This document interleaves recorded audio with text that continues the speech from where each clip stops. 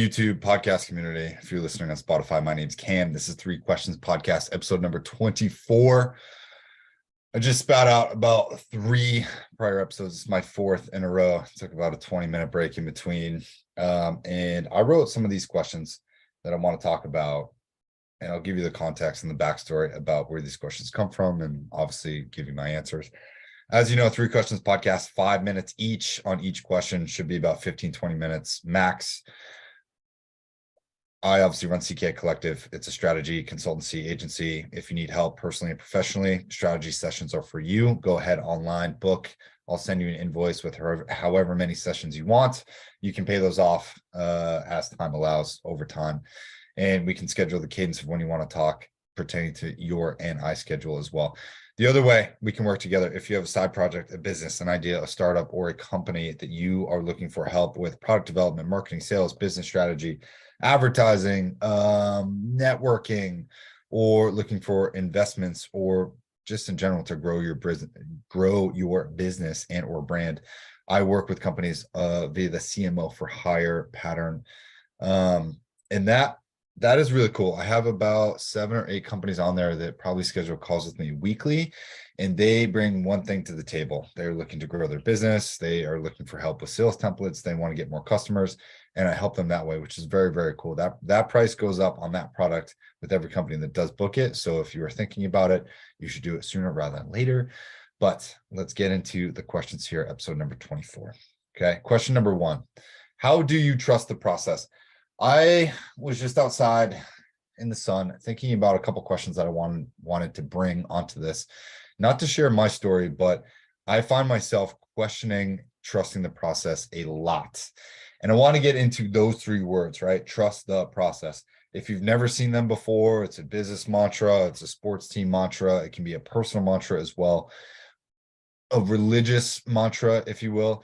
And trusting the process means that not that you're mailing it in, but that you trust sort of these spiritual, universal, divine forces, whether it be, again, your specific religion or just a universal pattern or an energetic feeling of flow, that your life is going in the right directions and you are going to experience the lessons and the things and the people and go to all the places that you're supposed to go in order for your spiritual growth. That to me sort of culminates in those 3 words, right? Trusting the process.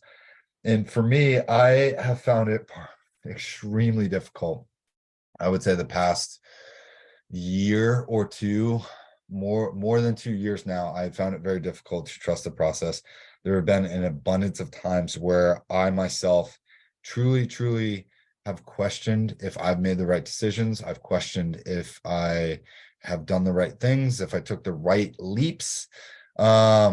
There have been times where I have pushed against the grain, where I have tried to gone back on things that I have said or have done and tried to change, or I have been very bad at this, right? Trusting the process.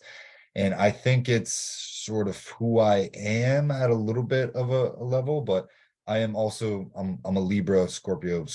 So I tend to try to keep things even and balanced for as long as possible. And then when I sense that that's not possible, I tend to jump one way or the other entirely, right? I will go in that direction until, from 37,000 feet above the sky to, 50,000 feet below the surface, if you know what I'm saying. But what I really want to talk about here is trusting the process, because as much as I try to change what's happened or what is happening or where I want to go, life has this really brutal way of just forcing me to go and do what I need to do to expand my own knowledge, awareness, intuition of something else that I oftentimes don't understand for years later. So even though I have tried to change my own path, my own course, my own well-being in a number of different ways over the past 2 or 3 years, and if you know my story, you know my story, but what has happened with that in particular is that life has literally thrown me through the grinder, because I needed to see what that was like in order to go and do this thing now. And looking back about 5 or 10 years, it all makes sense, right? Steve Jobs has a really great quote about this. It's called Connecting the Dots, that he gave to Stanford in the early 2000s. You can go find that on YouTube, but type in Steve Jobs Connecting the Dots and watch that speech, because looking back, your vision is always 2020. It's always very clear. Hey, that didn't work out because this happened. And then I was brought here. And then I had to learn that to do this thing, to meet this person. And when you can look back and you can sort of connect the dots that way, it always, always, always makes sense. So for me, I have to slow myself down sometimes and say, okay, I may not trust the process now. I may not know why this thing happened this way today. I may not know why this did or didn't happen. I may not know why this person said or did that, but looking back, there's always been something better that has come my way, right? There's always been something that is, brought me to the next level, brought me to the next plateau. Even when I felt like, oh, holy shit, that was what I wanted so bad. I didn't know that by being in my whatever dark, mysterious cave and not being able to see a couple feet in front of me or what was coming down the pipe next, looking back, I could say, oh, I didn't realize that was a slow incline to a higher plane, right? That life was bringing me through a tunnel to get to this point. And now I have this view of that thing, which makes me understand that my life, yes, indeed, is trending in the right direction. So how do you trust the process? The answer is to look behind you. Okay. How do you trust the process? Look behind you. It's very hard to trust the process. Okay. If you need to trust the process, look forward and look at that little mountaintop that you can still see and say, I know I'm going to get there somehow, some way, but I may go up, I may go down. There may be peaks and valleys in between. You have to trust the process, because always looking behind you will make sense, and always looking ahead of you will keep you where you need to go. Okay. That's all I got for question number one. Let's hop into question number two.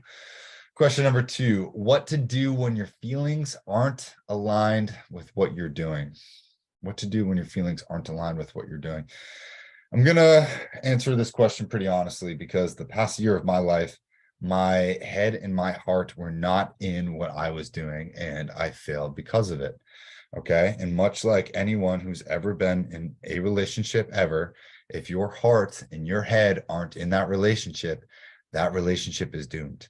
And there's really not much that the other person can do to sway you. Okay. I'm not saying all relationships are doomed that have sort of experienced that, but as well as I do, if you've been broken up with, or you've broken up with someone, when your head and your heart are not aligned with that person, it makes it very difficult to make that thing work. And I would argue the same for many people professionally too. If you are working at a job or with people that don't resonate with your heart and that don't connect with you more than just a initial mental level of just needing to sludge through the work, then you have a problem coming, and you are unwilling to address it. Okay.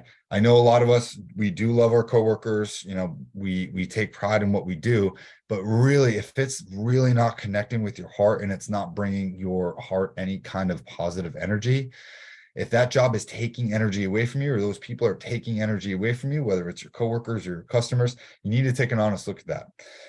My specific example, I was in a school over the past year where I had originally chosen that thing, saw that was coming my way, and said, hey, you know what? I don't think this is for me on second thought. And I was told, hey, you're going to go do this thing. For me, that was very difficult because I'm in my 30s. I'm an autonomous male, and I didn't have another option. I didn't have a way out. My way out was through. And one of my favorite books, right, if you're watching on YouTube, The Obstacle is the Way by Ryan Holiday. Amazing book. However, this situation was very long, very arduous, and it was not something I wanted to do from the very beginning. And I made that known. I made that known to my coworkers. I made that known to my peers and the people in charge of this. And I had initiated how do I say this? I had initiated a bad reputation or a bad precedence for myself going into this thing that was going to take 110% of who I am for a very long time. And it was something that I knew I just wasn't passionate about. And I felt like by being honest with the people who were in charge of me and saying, hey, my heart is not in this. I don't know this. I do know that this is not for me. This is far away from all the things that I had done. I thought by being very open, honest, and clear as an adult who was full of awareness and intuition, in my own personal opinion, that would give me the benefit of the doubt. Ultimately, it didn't work out in my favor, and I was told, "Hey, go and do this thing." And each and every single day that I woke up to go and do this thing, it was very difficult for me to connect on a heart and a brain coherence. Right? I felt like I was very, very pumping myself full of caffeine, just giving myself stress and anxiety. I was creating a lot of friction in my own life by forcing myself into this thing so hard, right? Studying harder than everybody else, like really just forcing and putting a lot of pressure on myself to sort of, kickstart my heart into this. It didn't work out that way, and it made it for a very long year. Even though I was very close to finishing this thing, I eventually got relieved, right? I was told that I wasn't made for this and yada yada, and then I moved on to the next thing. And it was very challenging for me. It took a lot of my energy away for about 2 weeks, and I'm just sort of coming back to it now. But when your feelings aren't aligned with what you're doing, right, it takes a lot of work to sort of get there, right? If you meditate, if you journal, if you're just sort of an empath, if you know yourself very well, you have to listen to those gut feelings, those heart feelings, and those brain feelings, and make a logical decision with all three. And when you can make a decision with all three and be like, hey, you know what, this really isn't for me, that's the first step. Admitting it is the first step. And then sitting with that for a while until you do decide, hey, what is for me, right? What is the next thing for me? It doesn't have to be better than what somebody else is doing. It doesn't have to be bigger, better, make more money, flashier, more exotic. It just has to be the right thing for you. And sitting with yourself for a long time after you found something that doesn't resonate with you will allow you to figure out what really does resonate with you. And that's always step two, right? So admitting it, step one, finding out what the next thing is for you, step two, and then taking action towards that thing should always be step 3, 4, 5, 6, or as many as it takes. Okay. I'm all out of time. That's 5 minutes for that one, but hopefully the sort of heart brain coherence can be your takeaway there. Question number 3, how to cope with being unsatisfied at work. Again, great question. If you're unsatisfied at work, right, we just talked about this. First of all, your gut, your heart, and your brain are the 3 decision-making patterns that you need to know about. And I'll tell you why. Because number one, I believe it's almost 90%, maybe somewhere between like 50 and 90%. That's a huge range. But a majority of your neurons are actually first formed in your gut. So between all the bacteria, all the flora in your gut, your neurons are assembled and then pass through your circulatory system that obviously goes through your heart, and then they go up to your brain and they're assembled in the brain, okay? The brain is not creating these new neurons. These new neurons are first formally developed in the gut with synthesis from enzymes of the liver. And it's a huge process, okay? So your whole body is especially with what you eat, that affects the quality of your neurons, but we'll get into that at another time. What I'll say about neurons is all of these help your decision-making pattern, and that should be your final jumping off point, should be your brain. But you need to feel with your emotions in your gut first, okay? And then you have to become aware with your heart, and then you have to make a logical decision with your brain. Most people, when they get emotional feelings, it's just with the gut, okay? They don't think with the gut, heart, and the brain. And I will say, if you're being unsatisfied at work, what you're feeling is you're feeling an emotional reaction right there. And that's something definitely to pay attention to. But in terms of actual coping with being unsatisfied at work, understand and become aware of your emotions when you feel them first. Most of us will feel our emotions in our gut or our chest. Okay. I think it's more women experience feelings in their chest, like over their breastplate. And what I'll say for this is, when we experience emotions, right? So many people in today's world jump off right there, right? They get an emotion and then they act on it. Okay. That's what animals do. You are a human being. And even though you're an animal, you have this really cool thing called the neocortex that allows you to make logical decisions. Okay. So you do not always have to act on your emotions. And I wish more of my clients would understand this, because I understand that the world can be a very emotionally charged place, especially in today's world. So what that means is, I want you to feel your feelings, of course, but I want you to process how they make you feel with your heart, right? Have the awareness, be like, hey, that's an emotion that's telling me this. What is my heart saying about this issue? Then by finding some sort of medium, you can make a new decision with your brain, a logical decision. Okay, hey, my gut's saying that I'm experiencing anxiety every time I pull into the parking lot, and then I'm stressed throughout the day, and then I'm exhausted at the end of the day, and I'm sick of feeling this way. Your heart can go, yeah, hey, those feelings are valid. We see those, and we're craving something else. Logically, then you can go and you can make a new decision. Say, hey, I need to start looking for a new job. This really isn't fulfilling. This is taking my energy away, and therefore it's taking away my life force. And that's a very precious thing that all of us should be very protective of. Our life force, right? How much attention do we give to other people, our own life force, by looking at their Instagram for X number of hours a day?